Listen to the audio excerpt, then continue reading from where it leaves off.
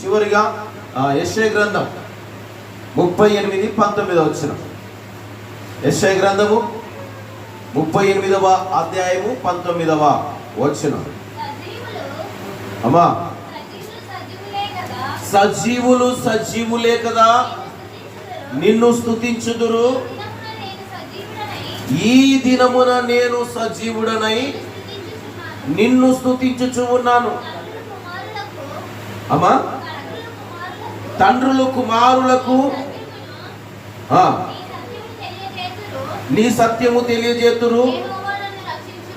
యెహోవా నన్ను రక్షించువాడు. ఇంకొక మాట ఉంటుంది అక్కడ, పాతాళమునకు నీకు స్తుతి కలుగదు, మృతి నీకు కృతజ్ఞతాస్తుతి చెల్లింపదు.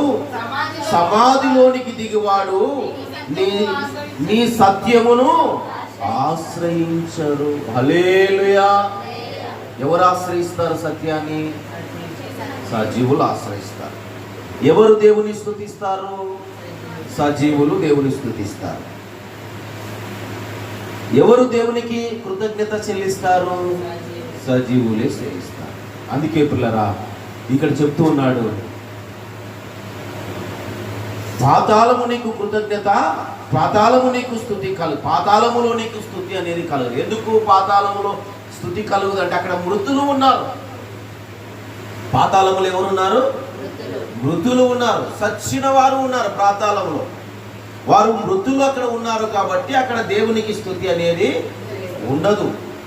అందుకే అక్కడ చెప్తున్నాడు, పాతాళము నీకు స్తుతి కలగదు, మృతి నీకు కృతజ్ఞతాస్తుతి చెల్లింపుడు. మృతి అంటే ఏంటి? చనిపోయింది. చనిపోయినది నీకు కృతజ్ఞత చెల్లించదు. కాబట్టి సమాధిలోనికి దిగువాడు నీ సత్యమును ఆశ్రయించడు. సమాధిలోనికి దిగువాడు అంటే ఎవరు? చనిపోయినవాడు.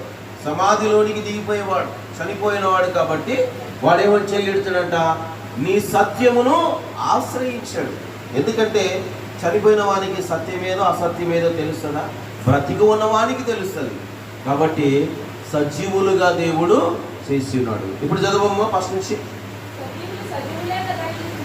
సజీవులు సజీవులే కదా నిన్ను స్తుతించెదరు.